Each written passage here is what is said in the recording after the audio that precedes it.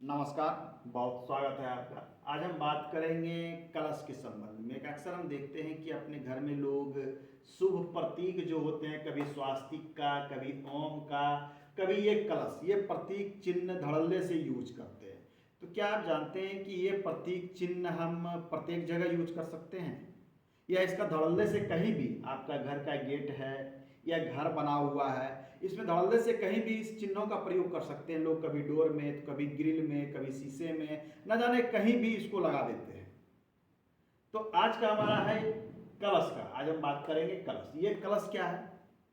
तो एक बात जान लें कि हमारे पूजा स्थान में आपने देखा होगा, ये मंगल कलश कहलाता है। ये जो कलश है इसे हम मंगल कलश कहते हैं। इसे हम मंगल कलश कहते हैं। विशेष करके दीपावली के समय जो हमारी पूजा होती है, उस समय ये कलश स्थापित किया जाता है। और ये मंगल कलश का मैं देख लूँ, ये आपने जानते होंगे कि ये मंगल कलश है। ये कलश होता है। इस कलश पे आम के पत्ते का प्रयोग होता है। यहाँ पर हमारे जटायुक्त नारियल रहता है, और इसमें हम ओम लिखकर या फिर स्वास्तिक बनाकर इसे अपने पूजा स्थान पे विधिवत रूप से रखते हैं। क्या आप जानते हैं कि ये कलश किस चीज का प्रतीक है? देखिए, ये कलश का प्रतीक जो है, अपने यहाँ एक समुद्र मंथन हुआ था। समुद्र मंथन की बात सभी लोग जानते होंगे। इस समुद्र मंथन में क्या हुआ था, मंदराचल गिरी पर्वत का प्रयोग किया गया था। मंदार हिल, जो बिहार के बांका जिले में बौसी में स्थित है, मंदार हिल पर्वत, उसका प्रयोग, उस मंथन, जब समुद्र मंथन हुआ उस पर्वत से, ये कलश निकल कर आया था जिसे अमृत कलश कहा जाता है। यही मंगल कलश है जिसे अमृत कलश कहा जाता है। समुद्र, उसी का ये प्रतीक है, ये अमृत कलश का प्रतीक है। हम लोग इसे जटायुक्त नारियल देके, आम के पत्ते लगा के, इसमें जल भर के विधिवत पूजा करके लोग इसे अपने घर में रखते हैं। विशेष करके व्यापार के वर्ग में जो जिनका प्रतिष्ठान है, दुकान है या शॉपकीपर हैं, वो इसे अपने अवश्य रखते हैं। और बहुत लोग घर में भी रखते हैं कलश को।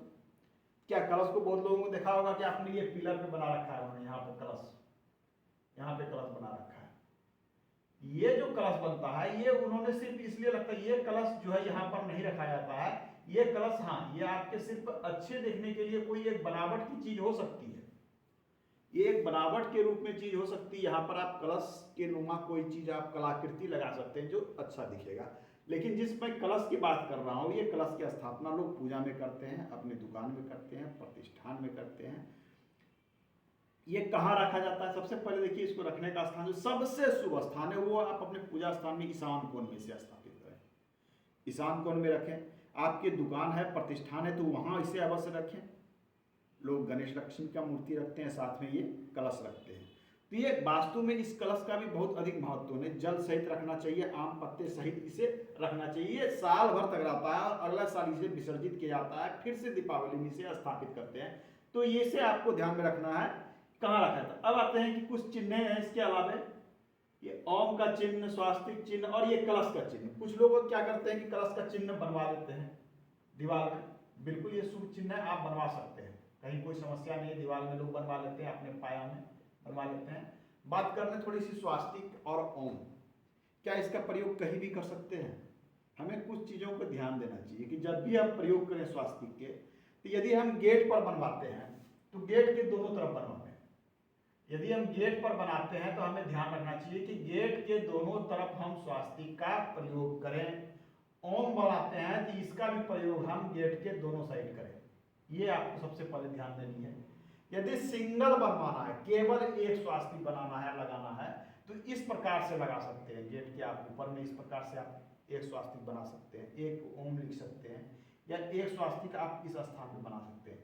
लेकिन घर में इस प्रकार से बनाना हो तो डोर के एक इस तरफ और दूसरे उस तरफ, इन चीज़ों को विशेष आपको ध्यान में रख के इसका फॉर्मेशन करना चाहिए। ये बहुत ही सेंसिटिव है।